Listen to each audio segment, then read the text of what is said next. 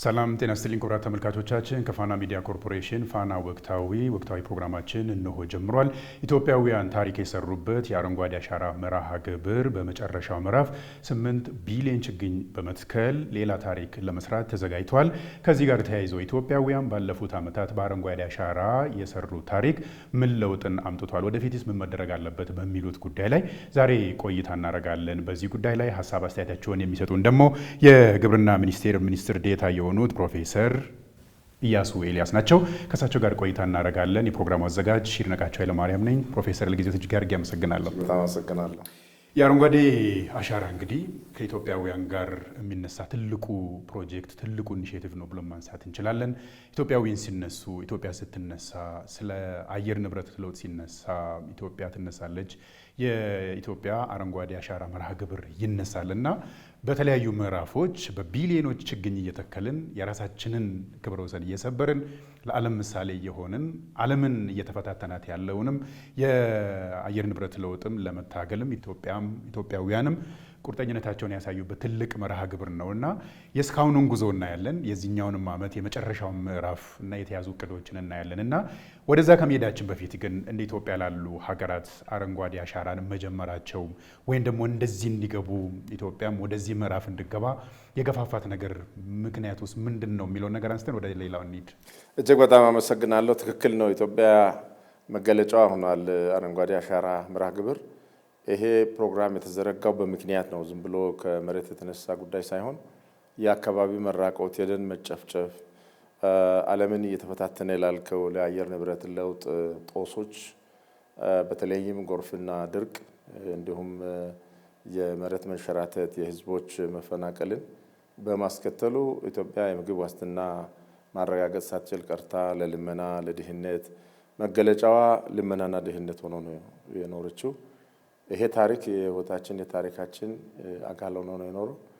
ይሄን ታሪክ ለመቀልበስ ነው አረንጓዴ አሻራ የተራቆተውንና የተመናመነውን ደናችንን መልሶ እንዲያንሰራራ በማድረግ የተጎሳቆሉ መሬቶች፣ የተጎሳቆሉ የውሃ አካላት እንዲመለሱ ግብርናችን የምግብ ዋስትናን ማረጋገጥ በሚያስችል መልኩ ምርታማነቱ ከፍ እንዲል ኢንፋክት የማይበገር ለአየር ንብረት ለውጥ የማይበገር አረንጓዴ ኢኮኖሚ ግንባታ የምግብና የኢኮኖሚ ሉዓላዊነታችን ቁልፍ አካል ተደርጎ ነው የሚወሰደው።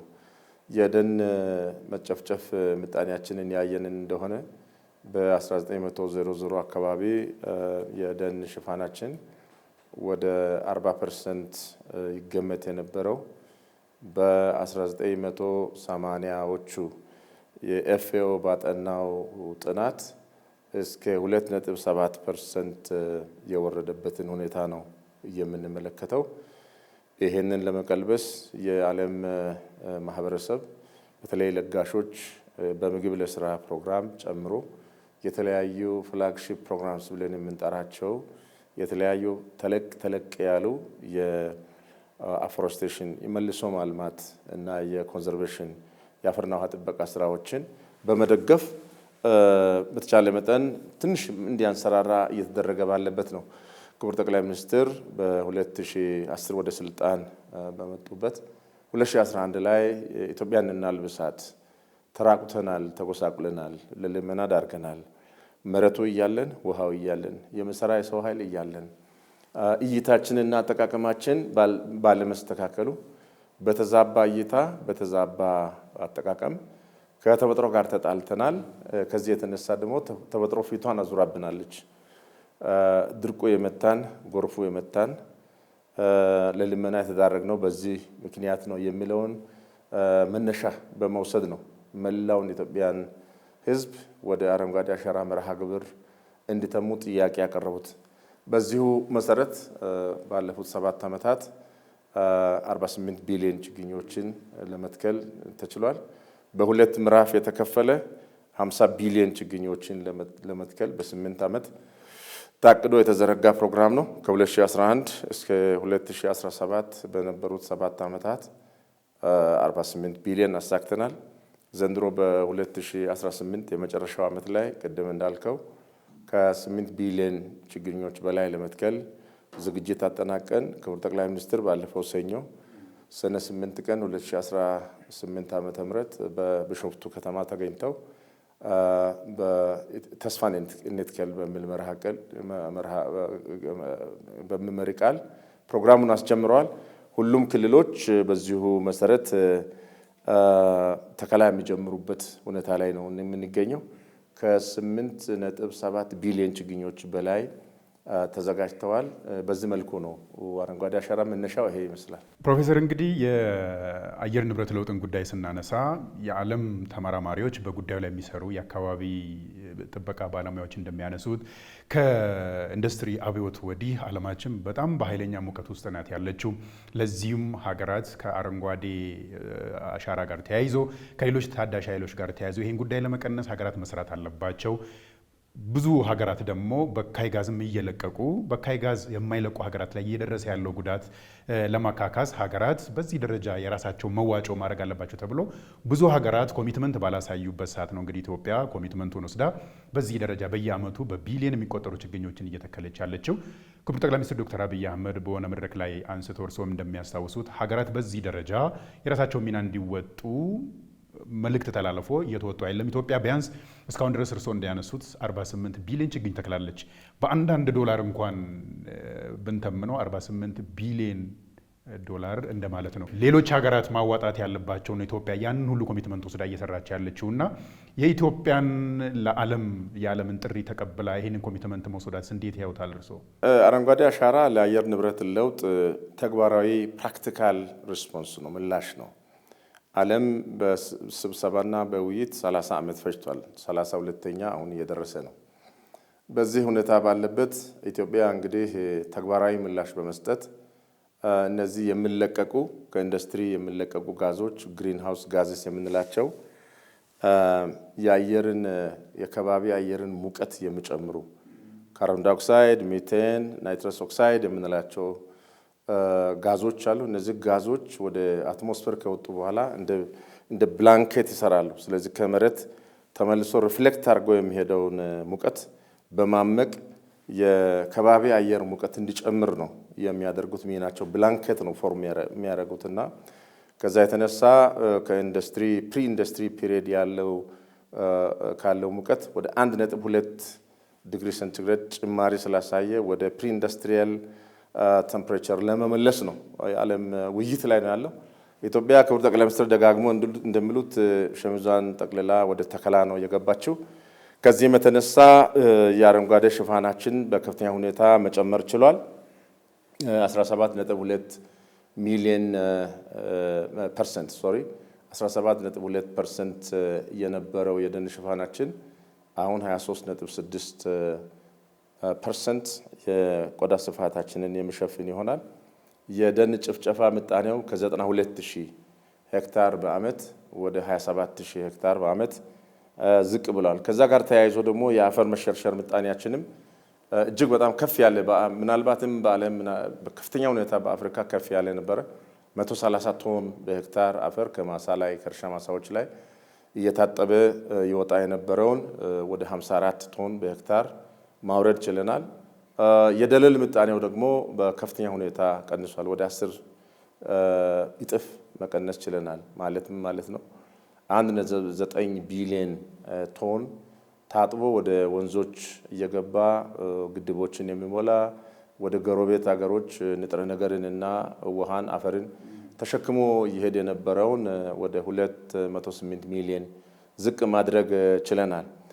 ከዚህ የተነሳም ደግሞ የሰብል ምርታማነታችን ላይ ጉልህ የሆነ አስተዋጽኦ ማድረግ ተችሏል። ለምሳሌ ስንዴን የወሰድን እንደሆነ በቆሎን የወሰድን እንደሆነ ከ30 ኩንታል በሄክታር ወደ 46 ኩንታል አሳድገናል። ስንዴን ከ22 ወደ 36 ኩንታል በሄክታር፣ ጤፍ ከ10 ወደ 20 ኩንታል እያሳደግን መተናል።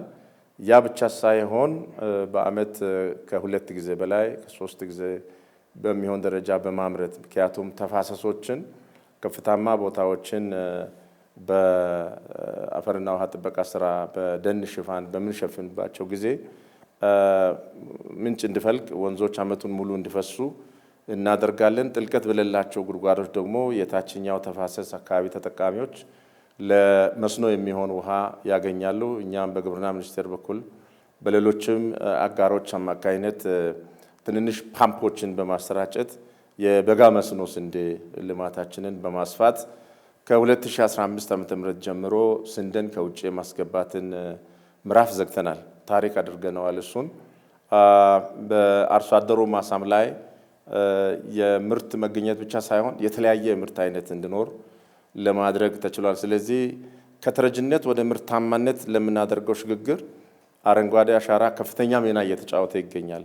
ፍራፍሬ ላይ ነው ትኩረት ያደረግነው። ፍራፍሬ ላይ፣ ቡና ላይ አረንጓዴ አሻራ ከፍተኛ ትኩረት አድርጓል። የችግኝ ጣቢያዎቻችን ቁጥር በፕሮግራሙ መጀመሪያ ላይ ወደ 45,000 የነበረውን አሁን 2017 ላይ በነበረን ቆጠራ 120,000 ማድረስ ችለናል። እነዚህ ችግኝ ጣቢያዎች 60% የሚያፈሏቸው ችግኞች ፍራፍሬዎች ናቸው። ከፍራፍሬ ሲያልፍ ቡና ነው። ከዛ ሲያልፍ ነው የደን። በቀመር ደረጃ ያስቀመጡት ክቡር ጠቅላይ ሚኒስትር 60%ቱ የሚበላ ነገር መሆን አለበት የሚል ነው። አቮካዶ ላይ፣ ፍራፍሬዎች ላይ፣ ሙዝ ላይ፣ ማንጎ ላይ፣ አፕል ላይ እንደ ስነ ምህዳሩ ሁኔታ እንደ አካባቢው ተጨባጭ ሁኔታ በአርሶ አደሩ ጓሮ ላይ አግሮፎረስትሪ ደን ጥምር እርሻ ተግባራትን ስናከናውን ነው የቆየ ነው። ከዚህ የተነሳ የፍራፍሬ ምርታችን በከፍተኛ ሁኔታ አድጓል። ይሄ ለቤተሰብ የተሰባጠረ የተመጣጠነ የምግብ አቅርቦት እንድናቀርብ ያስችለናል። ለገበያ ደግሞ እናቀርባለን። አቮካዶ ለየት ብሎ የወጣ ነው። ያደረግነው ምንድነው? የሐስ የሚባል የእስራኤል ቫራይቲ ዝርያ አምጥተን በአረንጓዴ አሻራ መርሃ ግብር በግራፍቲንግ ይሄ ተከትቦ ከአገር ውስጡ ጋራ እንዲሰራጭ ነው የተደረገው። አሁን ወደ ኤክስፖርት ደረጃ ደርሷል። ብዙ ማህበራት ወደ ኤክስፖርት ወደ ውጭ ገበያ ማቅረብ ችለዋል። እንዲሁም ለኢንዱስትሪ ግብዓት በተለይ ወደ ሲዳማ አካባቢ የአግሮ ኢንዱስትሪ ፓርኮች በተለይ የአቮካዶ ዘይት የሚጨምቁ ይሄንን ግብዓት ተጠቅመው ከፍ ያለ ምርት የሚያገኙበት ሁኔታ ተፈጥሯል። ኢትዮጵያ አሁን በአሁኑ ሰዓት በአፍሪካ ሁለተኛዋ ትልቋ የአቮካዶ ላኪ ሀገር ለመሆን ችላለች። ቡና ከዚህም ከፍ ያለ ውጤት እያስገኘ ነው ያለው። ቡናን ያየን እንደሆነ የፕሮግራሙ መጀመሪያ ላይ ቡና የምንተክልበት ሄክታር መሬት ስፋት ወደ 600,000 ሄክታር አያልፍም ነበረ ፕሮግራሙ መጀመሪያ ላይ። በአሁኑ ሰዓት 1.4 ሚሊዮን ሄክታር ማልማት ችለናል። ይሄ የሆነበት ምክንያት ችግኝ ጣቢያዎች በስፋት የቡና ችግኝ የምርጥ ዘር ስፔሻሊቲ ኮፊ ዝርያዎችን አምጥተን ማባዛት በመቻላችን አርሶ አደሩ የቡና አንዳንድ ቦታ ላይ ባህር ዛፍ እየነቀለ ሽንኮራ እየነቀለ ቡና በማልማት የቡና መሬት ማስፋት ችለናል። ብቻም ሳይሆን ምርታማነቱም ያን ያክል አድጓል።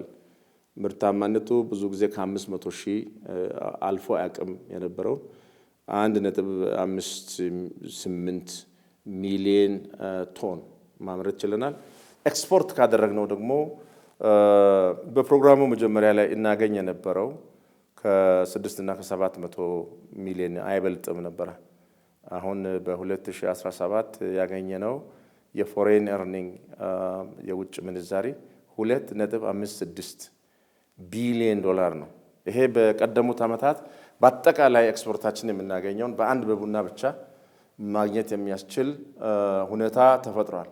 ስለዚህ ኢኮኖሚው ላይ አካባቢው ላይ ከፍተኛ የሆነ የኤክስፖርት የፉድ ሴኩሪቲ አቅም እየተፈጠረልን ይገኛል። እንዲሁም ደግሞ የስራ ዕድሉም ሰፊ ነው። ቅድም ስለ ችግኝ ጣቢያዎች ሳወራ እንደነበረ 120,000 የሚሆኑ ችግኝ ጣቢያዎች ችግኞችን ያፈላሉ።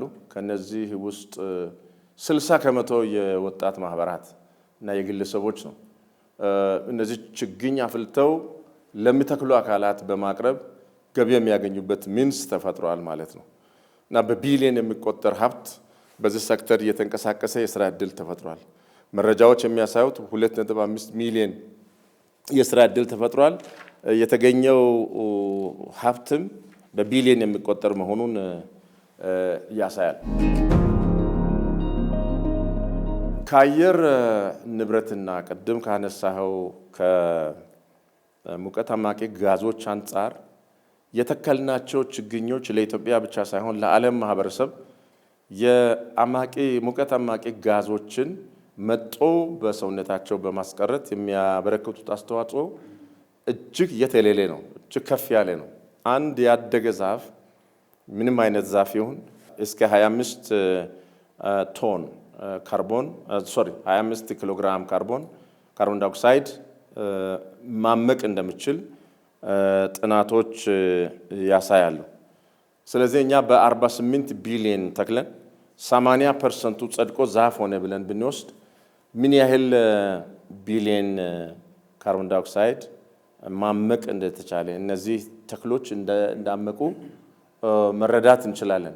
ይሄ እንግዲህ እኛ ለአየር ንብረት ለውጥ የሙቀት አማቂ ጋዞችን በማመንጨት የምናደርገው አስተዋጽኦ ከዓለም ማህበረሰብ አንጻር እጅግ ኦልሞስት ኔግሊጂብል ኢምንት ነው። ቱ ቢ ሞር ፕሪሳይስ 0.04% ነው። የእኛ አስተዋጽኦ የኢትዮጵያ ከመላው የዓለም አስተዋጽኦ የግሪን ሃውስ ጋዝ ኢንቨንተሪ አንጻር ስናይ በጣም ኢምንት ነው። ነገር ግን እኛ ክሪኤት ያደረግነው ሲንክ ወይንም የአማቂ ጋዞችን የመምጠጥ አቅማችን ደግሞ ለዓለም ትልቅ አስተዋጽኦ የሚያደርግ ባህር ፈጥረናል፣ ሲንክ ፈጥረናል፣ አረንጓዴ ኤንቫይሮንመንት ፈጥረናል። ስለዚህ በኢንዱስትሪ የበለጸጉ አገሮች ከኢንዱስትሪያቸው የሚለቋቸውን ጋዞች በመምጠጥ ለዓለም ማህበረሰብ አስተዋጽኦ እያደረግን ነው። ምንም አይነት ነገር የዓለም ማህበረሰብ የከፈለን ነገር የለም። በመንግስት የሀሳብ አመንጭነት፣ በመሪያችን የሀሳብ አመንጭነት በህዝብ ጉልበትና በህዝብ አቅም የተሰራ ነገር ግን ለዓለም ማህበረሰብ ትልቅ አስተዋጽኦ የሚያደርግ ነው። ዓለምም አሁን ይሄንን አንደርስታንድ እያደረገ እውቅናም እየሰጠ ይገኛል። ለምሳሌ አሁን የዓለም አቀፍ ኢትዮጵያ በክላይሜት ያላትን የመሪነት ሚና ሪኮግናይዝ በማድረግ 2-3 ነገሮችን ማንሳት ይቻላል። አንደኛው እና ዋነኛው ያለፈው ዓመት ጳጉሜ ላይ ወይንም ሰፕተምበር መጀመሪያ ላይ 2025 ላይ የተካሄደው ሁለተኛው የአፍሪካ ክላይሜት ወይንም ክላይሜት ሳሚት ወይም የአየር ንብረት ለውጥ ጉባኤ አዲስ አበባ ላይ እንዲካሄድ ኢትዮጵያ የተመረጠችው ከዚህ አገልግሎቷ የተነሳ ነው። የዓለም የምግብ ጉባኤ ጁላይ ላይ ሐምሌ 2025 ላይ ጁላይ 2025 ላይ አዲስ አበባ ኮንቬንሽን ሴንተር እንዲካሄድ የዓለም መንግስታት የወሰኑት ኢትዮጵያ በዓለም ደረጃ ለአየር ንብረት ለውጥ ለውጥን ለመቀነስ ከምታደርገው ተግባራዊ እንቅስቃሴ የዓለም ማህበረሰብ ምስጋናውን እየለገሰ ነው ያለው። ከፍ ያለው ደግሞ ከዚህም ቅድም እንዳልነው ዓለም በጉባኤ ከከተማ ከሀገር ሀገር እየዞረ ውይይት ይደረጋል፣ ውሳኔዎች ይወሰናሉ፣ ተግባራዊ አይደረግም። ኢትዮጵያ ግን ጸጥ ብላ ማንንም ሳትጠይቅ ለህዝቧና ለሀገሯ የምግብ ሉዓላዊነትን ለማስከበር አርሶ አደሩንና ደሃውን ማህበረሰብ ከአየር ንብረት ለውጥ አበሳ ጦስ ለማዳን ከጎርፍ ከድርቅ ለማዳን የምታደርገው ለዓለም ማህበረሰብ አስተዋጽኦ ስለሆነ ቀጣዩን የዓለም የምክክር ጉባኤ ኮፕ የምንለውን 32ኛውን ኢትዮጵያ እንድታዘጋጅ ለመጀመሪያ ጊዜ ከሳብ ሰሃራን አፍሪካ ከሰሃራ በታች ካሉ ሀገራት ተመርጣ የመጣችው ኢትዮጵያ ናት። አሁን የሚቀጥለው ኖቬምበር 2027 ላይ ኢትዮጵያ ይህንን ታስተናግዳለች። የኢትዮጵያ ተሞክሮ ለሌሎች ተግባራዊ ትምህርት ሰጪ ስለሆነ ያ ብቻ አይደለም። ኢትዮጵያ ይህንን የአየር ንብረት ለውጥ መቋቋም እንዲችሉ የጎረቤት ሀገራትን ስታግዝ ነው የመጣችው። ችግኝ በማቅረብ ስልጠና በመስጠት ሰነድ በማዘጋጀት ዙሪያችን ላይ ያሉትን ሀገራት ከኤርትራ ጀምሮ ጅቡቲን፣ ፑንትላንድን የመሳሰሉትን ሀገራት ኤርትራንም ሳውት ሱዳንንም ጭምር ሌሎች ሀገራት ደግሞ በራሳቸው ተነሳሽነት የኢትዮጵያን ተሞክሮ ለመውሰድ በዓለም ባንክ በኩል በኢጋድ በኩል የኢትዮጵያን ተሞክሮ የሚወስዱበት ሁኔታ ተፈጥሯል። ናይጄሪያ አንዷ ኤግዛምፕል ነች። ኡጋንዳ፣ ኬንያ እነዚህ ተመክሮ ቀምረው በራሳቸው ኮንቴክስት ለአየር ንብረት ለውጥ ተከላን በቢሊዮን የሚቆጠር ተከላ ችግኞችን ለመትከል ኬንያ የመጀመሪያዋ ነች። ሌሎችም እንደዚሁ የተከተሉ ያሉበት ሁኔታ አለ። ይሄ እንግዲህ የኢትዮጵያን የማድረግ አቅም መንግስትና ህዝብ በአንድ ላይ በመትመም በአጋሪነት ቅንጅት በመስራት ትልልቅ ግራንድ የሆኑ ነገሮችን አቺቭ ማድረግ የሚቻል ስለመሆኑ ተግባራዊ ማሳያ ናት ኢትዮጵያ እና አንገታችንን ቀና የምናደርግበት በዓለም መድረክ መናገር የሚያስችለን ተሞክሯችንን ሼር የምናደርግበት ሁኔታ በአረንጓዴ አሻራ በኩል ዲፕሎማቲካሊ ራሱ ለዲፕሎማሲው ራሱ ግሪን ዲፕሎማሲ ተብሎ ሊወሰድ በሚችል ደረጃ አረንጓዴ አሻራ ሚናውን እየተጫወተ ይገኛል ብሎ መውሰድ ይገባል። ባለፉት 7 ምዕራፎች እንግዲህ ኢትዮጵያውያን በሌሊት ወጥተው እርሶም ይከታተሉታል ብዬ ነው የማስበው። ብርዱን ሳይሉ በጋ ላይ ደግሞ እሱን ለመንከባከብ ፀሐዩን ሳይፈሩ በዚህ ደረጃ ለፍተዋል፣ በትጋትም ቆመዋል እና የህዝቡ ትጋት እንግዲህ በዚህ ደረጃ ውጤት አምጥቷል ብለን ማንሳት እንችላለን። ፕሮፌሰር እርስዎ ወደሚመሩት ትልቁን ተቋም የግብርና ሚኒስቴር እንምጣና እስካሁን ድረስ የተሰራው የአረንጓዴ አሻራ መርሃ ግብር በተለይ ኢትዮጵያ አሳካዋለሁ ብላ የተነሳችውን ራስን በምግብ የመቻልና የምግብ ሉዓላዊነትን ትልቁን ፕሮጀክት አለና እሱን ከማሳካት አንጻር እስካሁን ድረስ የተሰሩ በአረንጓዴ አሻራ የተሰሩ ስራዎች ምን ያህል አስተዋጽኦ አድርጓል ብለን ማንሳት እንችላለን? ምን ያህል ደግፈዋል? በሰብል ምርት ቅድም ጠቅሻለሁ። የሰብል ምርት ዋና ዋና ሰብሎችን በቆሎ ጠቅሻለሁ፣ ስንዴ ጠቅሻለሁ፣ ጤፍ ጠቅሻለሁ። ኦልሞስት ዳብል ማድረግ ደርሰናል። ይሄ የሆነበት ምክንያት የአየር ንብረት ሁኔታ ትንሽ የመስተካከል ነገር፣ የአፈር መሸርሸር በከፍተኛ ሁኔታ ቀንሷል። ቅድም አሃዛዊ መረጃ ሰጥቻለሁ። የአፈር መክላትን አስዳማ ነው አሁን ትልቁ ፈተና። ለአስዳማነትም ጭምር ኮንዘርቬሽኑ ይሄ አፎረስቴሽኑ አጽዋ ያደርጋልና ከዛ የተነሳ የሰብል ምርትና ምርታማነት በከፍተኛ ሁኔታ አድጓል። የእንስሳት ምርትና ምርታማነት ከምንተክላቸው ችግኞች በርከት ያሉቱ ወደ መኖ የሚሄዱ ናቸው። ለእንስሳት መኖ ሆነው የሚቀርቡ ናቸው። ስለዚህ የወተት ምርታማነት ከፍ ያለበትን ማየት እንችላለን። ከተፋሰስ ልማት ጋር ተያይዞ አረንጓዴ አሻራ ህዝቡ በበጋ ወራት ወጥቶ በጣም ተዳፋት የሆኑ ቦታዎችን እርከኖችን ይሰራል፣ ክትሮችን ይሰራል፣ የቦይ ውሃ መቀልበሻዎችን ይሰራል። በዛ ላይ ደግሞ ጉድጓድ ያዘጋጃል። ክረምቱ ሲመጣ ችግኞችን፣ የደን ችግኞችን፣ ቀርከሃን፣ አገር በቀል ችግኞችን እነዛ ቦታዎች ላይ ይተክላል። ከዛ የተነሳ ደግሞ የስርዓተ ምህዳሩ የተስተካከለ የሄደበት ሁኔታ አለ። ከዚህ የተነሳ እዛ አካባቢ የሚፈጠረው የንብ የማነብ አማራጭ ከፍተኛ ነው፣ እጅግ በጣም ከፍተኛ ነው። አንዱ ቅድም የማነሳው የስራ ዕድል በንብ ማነብ የሚመጣ ነው። በተለይ የምንተክላቸው ችግኞች የሚያመጧቸው አበባዎች ለቀሰም ለንቦች ምግብነት ከፍተኛ አስተዋጽኦ ስላላቸው የንብ እርባታ በከፍተኛ ሁኔታ ተስፋፍቶ እናገኛለን። የተፈጠረው የስራ ዕድልም በጣም ከፍተኛ ነው። አሁን እንደውም የኛ ግብርና ሚኒስቴር ትልቁ ጉዳይ እንዴት አድርገን የማር ማቀነባበሪያ የማር ፕሮሰሲንግ ፕላንቶች በየአካባቢው እናስገባ የሚል ውይይት ላይ ሰከንድ ፕሮሰሲንግ ላይ መግባት እንጂ ምርት ችግር የለብን። ኤክስፖርት ለማድረግ የሚያስችል አቅም ወጣቶች በየአካባቢው እየሰሩ የሚገኙበትን ሁኔታ እንመለከታለን። ቀደም ያነሳሁት የስንዴ ጉዳይ የታሪክ ጥፋት ነው። ኢትዮጵያ ስንዴ ከውጭ በማስገባት በእርዳታ በልመና የምትታወቅበት ሁኔታ ነው የነበረው።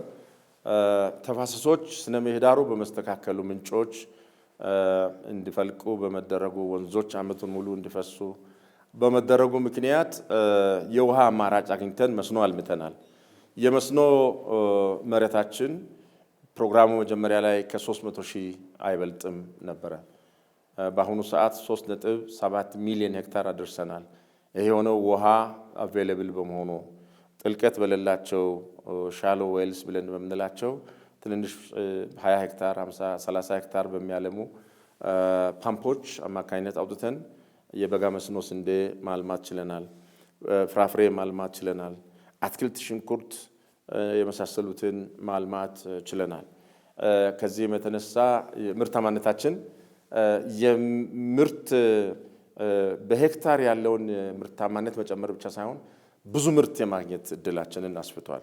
ብዙ ምርት አግኝተን የህዝባችንን ፍላጎት ማርካት የምንችልበት እንደውም አሁን ስንዴ ወደ ኤክስፖርቱ እየሄድን ያለነውና ስለዚህ ወደ ምግብ ሉዓላዊነት የመድረሱ ጥሩ ደረጃ ላይ እንገኛለን። አካባቢ መራቆት ነው እንግዲህ አንዱ መነሻ። እሱን አቺቭ ከማድረግ አኳያ ቅድም አሳይቻለሁ። የደን ሽፋናችን በከፍተኛ ሁኔታ ጨምሯል። ጭፍጨፋ ምጣኔ የተፈጥሮ ደን ወደ 27000 ደርሷል። ዜሮ ማድረግ ከባድ ነው፣ ግን በቀጣይ 2030 ላይ እንደ ፈጣሪ እርዳታ 30% የቆዳ ስፋታችን ያገሪቱ ደን እንዲለብስ ፍላጎት አለን። በመላ ሀገሪቱ ኢትዮጵያ ውስጥ ያፈጠጠ ያገጠጠ ተስፋ የሚያስቆርጥ የተጎሳቆሉ መሬቶች 54000 ሄክታር ይሆናሉ የሚለውን ጥናቶች ያሳያሉ። እስካሁን በአረንጓዴ አሻራ ብቻ ከነዚህ ውስጥ 11.2 ሚሊዮኑን ማዳን ችለናል። ስራ ምህዳሩ እንዲመለስ አፈሩ ይሄ ቦሮቦራማና የተበላሸ የሞተ የመሰለውን መልክዓ ምድር መልሰን እንዲያገግም ሪስቶር እንዲያደርግ በዛ ህይወቱ እንዲመለስ በተለይ የጠፉ የአገር በቀል ዝርያዎች እነ ዋንዛ፣ እነ ቀረሮ፣ እነ ጥድ እና እነ ዝግባ እነዚህ በጣም ከኛ ጋራ አየር ንብረቱን የተላመዱ ጥሩ ምርት የሚሰጡ ድርቅ በመጣ መቋቋም የሚችሉ ሴሌክቲቭ ሎጊንግ ይሄ መርጦ ለማገዶ መርጦ ለኮንስትራክሽን እና ለኢንዱስትሪያል ፐርፐዝስ የማጥፋቱ ነገር ማሳ ላይ ችግኞችን በመትከላችን ደኑን ማዳን ችለናል። ስለዚህ ባዮዳይቨርሲቲውን የብዛ ህይወት ስብጥሩን እንዲያገግም ማድረግ መቻላችንን ማንሳት እንችላለን። ከዚህም የተነሳ ስርዓተ ምህዳሩ እያገገመ ይገኛል። ከተፋሰስ ልማት ጋር ተያይዞ ህዝቡ ከምሰራው በየአመቱ እየወጣ ከ40 እስከ 60 ቀን ግብርና ሚኒስቴር ያስተባብራል። ቀበሌያት ድረስ ወርደን ህዝቡ ወጥቶ በሙሉ ፈቃደኝነት ተፋሰሶችን ያለማል። በዚህ ስራና በአረንጓዴ አሻራ በአጠቃላይ በመላ ሀገሪቱ ካሉት 54 ሚሊዮን ሄክታሩ ወደ 28 ሚሊዮን ሄክታሩን እንዲያገግም እንዲያንሰራራ ማድረግ ችለናል። ይሄ ስራ ተጠናክሮ እንዲቀጥል ደግሞ መንግስታችን ባለፈው ፓርላማ ሐምሌ አምና በነበረው ሴሽን የልዩ አዋጅ እንዳወጣ ታውቃላችሁ። ለአረንጓዴ አሻራና የተጎሳቆሉ መሬቶች ማገገሚያ ልዩ ፈንድ የሚል አጽድቀዋል። ያ ወደ ስራ በሚገባበት ጊዜ እነዚህ የተጎሳቆሉ መሬቶች እያንሰራራ ይሄዳል። ስለዚህ አረንጓዴ አሻራ ማዕከላዊውን ስፍራ ይይዛል፣ የአንበሳውን ድርሻ ይወስዳል። ጥያቄህ ከተነሳበት ዓላማ አሳክቷል ወይ ለሚለው አዎ አሳክቷል። ቀሪ ስራዎች አሉ። ጨርሰናል የምንለው ነገር አይደለም።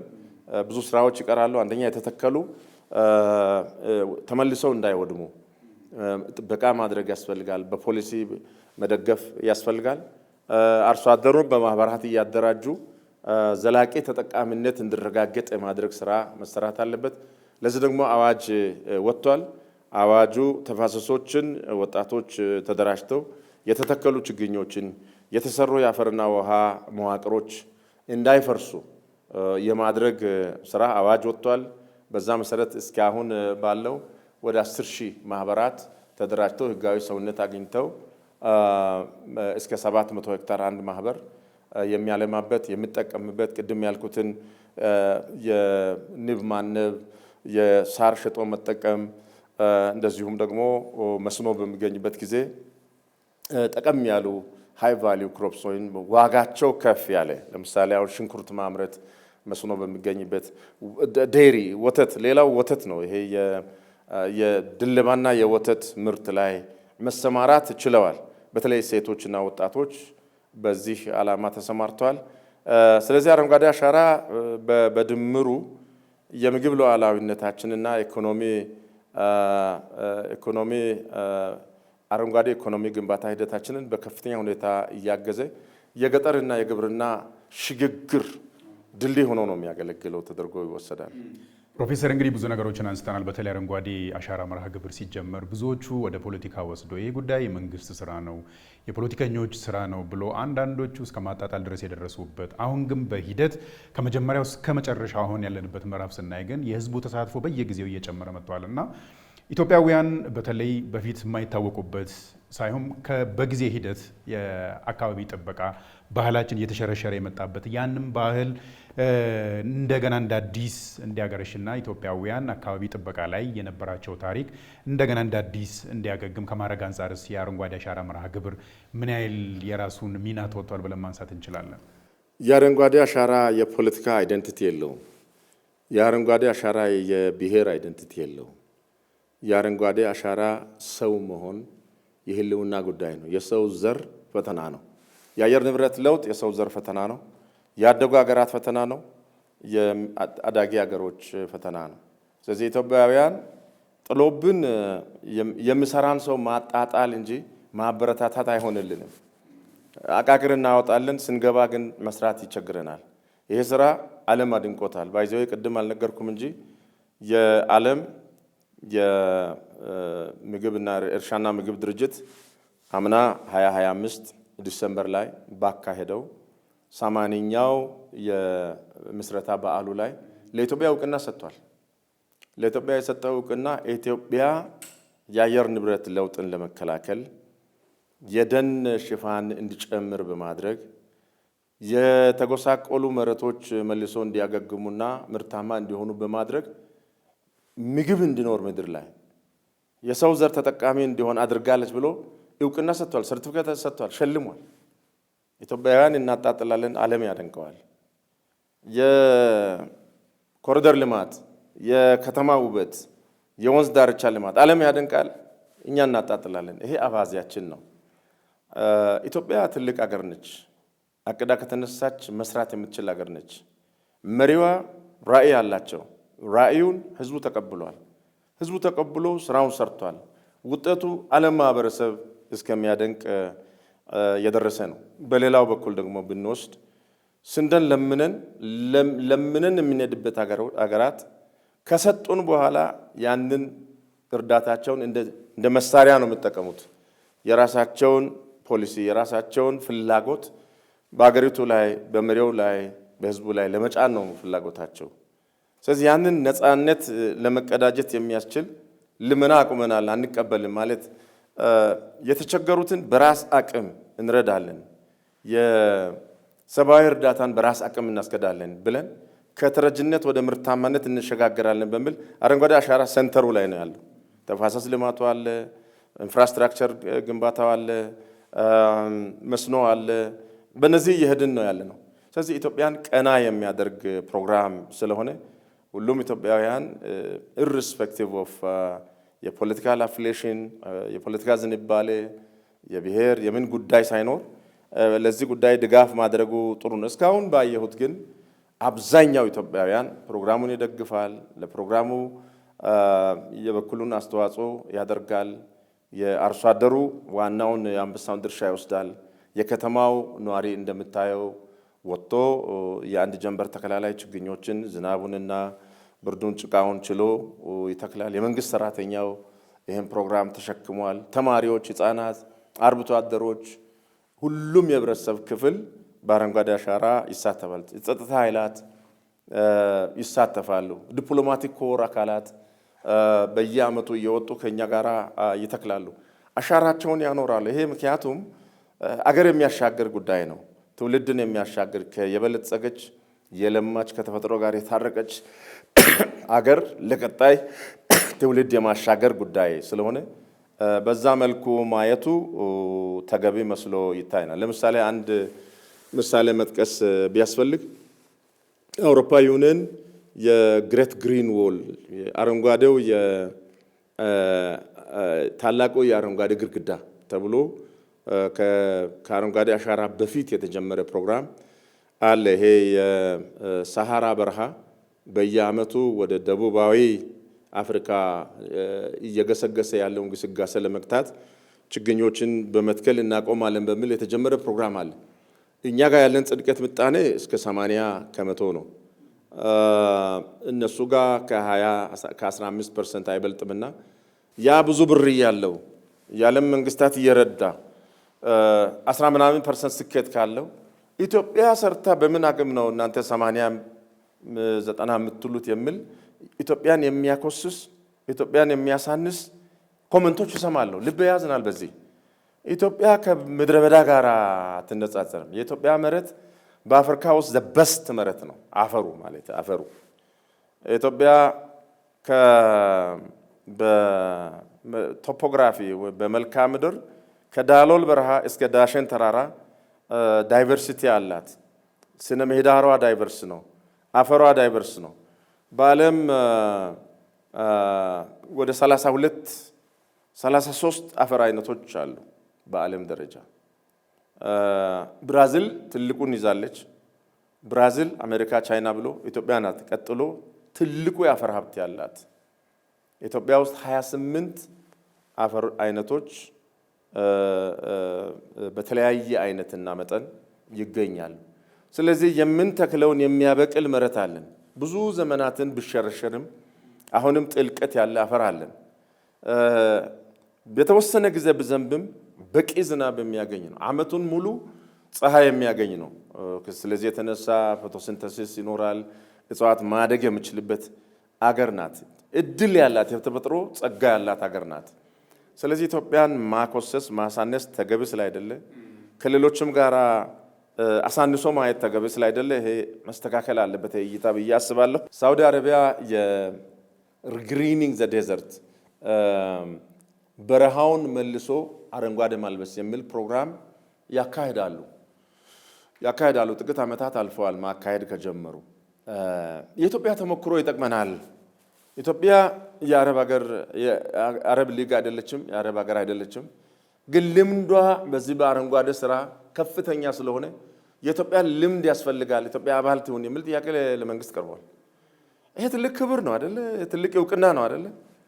ፕሮግራሙ በዚህ ልክ በዓለም አቀፍ ደረጃ በዓለም አቀፋዊ ተቋማት ደረጃ እውቅና ያለው ገበሬው ወደ ኪሱ የሚያስገባው ነገር ልጆቹን የሚያጎርሰው ነገር እያገኘ አየራችን እየተስተካከለ እኛ አይደለም ብንል አሳፋሪ ነው።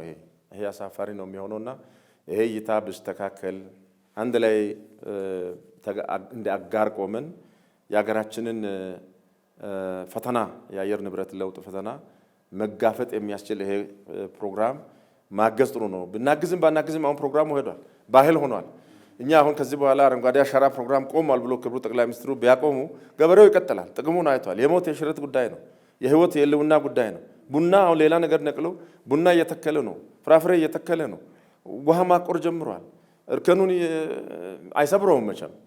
ስለዚህ በዚህ መልኩ ባህል ሆኖ ቀጥሏል። እኛ ከቃል እስከ ባህል ነው ብለን የምንለው እቅድ አውጥተናል፣ ሰርተን አሳይተናል። ውጤቱን ተቀብሏል፣ ህዝቡ ያስቀጥሏል ብለን ተስፋ እናደርጋለን። የመጨረሻ ጥያቄ ላድርግሎትና ፕሮፌሰር እስካሁን ድረስ በተሰሩ ስራዎች እንግዲህ በተሰሩት ምዕራፎች ውስጥ 48 ቢሊዮን ችግኞችን መትከል ችለናል። ዘንድሮ ደግሞ በመጨረሻው ምዕራፍ 8 ቢሊዮን ችግኞችን እንተክላለን።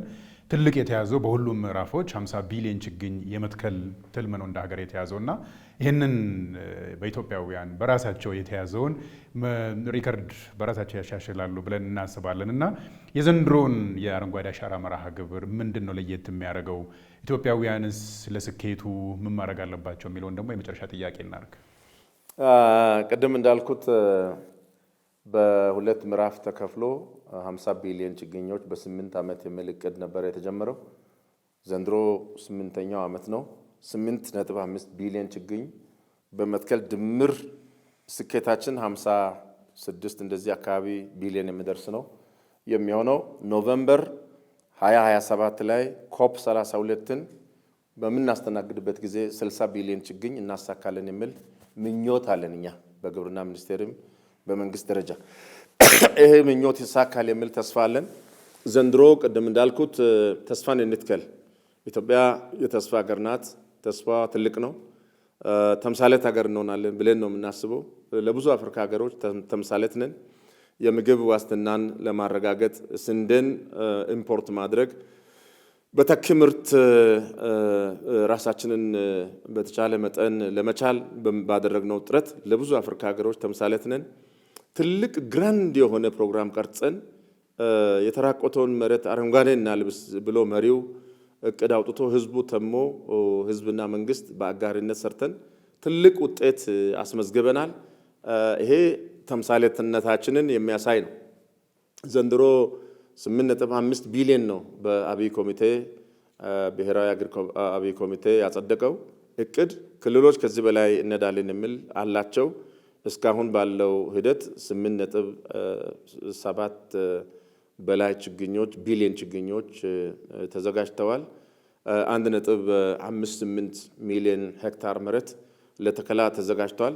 ወደ 500,000 ሄክታር በላይ መሬት ደግሞ ካርታ ተዘጋጅቷል። የት ቦታ ምን አይነት ችግኝ መቼ ተተከለ የሚለውን ሙያዊ ለማድረግ ለአንዳንድ ለሚቀልዱ ለሚያሾፉ አካላት የተተከለው ምን እንደሆነ የት እንደተተከለ ከዓመታት በኋላ ወደ ኋላ ትሬስ አድርገን ያመጣውን ለውጥም ለመገምገም እንዲያስችል ባለፉት በርካታ ዓመታት ይህንን እያደረግን ነው። ዳታ ቢልድ እያደረግን ነው የመጣ ነው። ዳታ ቤዝ አለን እኛ ምን ያህል ተክለናል፣ የት ተክለናል፣ ምን አይነት ተክለናል የሚለው ማን ተክሎታል የሚለውን ስም መመዝገብ ነው ያልቻልነው እንጂ ቁጥሩን ይዛል። የተከለውን የህዝብ ቁጥር ሁሉ መረጃ አለን በተደራጀ ሁኔታ። ጂኦ ሪፈረንሲንግ ይሄ የኢትዮጵያ ስፔስ ሳይንስ እና ጂኦስፓሻል ኢንስቲትዩት ያለበት፣ ግብርና ያለበት፣ ውሃና ኤነርጂ ያለበት፣ ትምህርት ሚኒስቴር ያለበት፣ ከተማና መሰረተ ልማት ያለበት የሚኒስትሪያል አብይ ኮሚቴ የሚመራው ፕሮግራም ነው። በክልል ደረጃ ደግሞ የክልል ርዕሳነ መስተዳድሮች ሁሉም ሴክተር መስሪያ ቤቶች ኃላፊዎች የሚሳተፉበት ነው። እስከ ቀበሌ ድረስ ህዝቡን በሞቢላይዝ በማድረግ የሚሰራ ስራ ነው። በበጋ ስራ ወቅት አረንጓዴ አሻራን ታሳቢ ያደረጉ ስራዎች ይሰራሉ። ግብርና 24 ዓመቱን ሙሉ በየጊዜው ስራ አለው። ግብርና ስራችን የማያቋርጥ ነው። ክረምት አርሰን ዘርተን ስናበቃ በጋው ሲመጣ ከማጨድ ጋር ጎን ለጎን ተፋሰስ እናለማለን። ተፋሰሱ የተራቆተ ተፋሰስ ለአፈር መሸርሸር ለጎርፍና ለአፈር መክላት የተጋለጠውን እርከን እንሰራለን፣ ክትር እንሰራለን። እዚህ አሁን ፎቶ ባሳይ የሰው እጅ ነው በእውነት ይህን የሰራው የሚሉ ስራዎች ይሰራል። ከዛ ጋር ተያይዞ ጉድጓዶች ይዘጋጃሉ።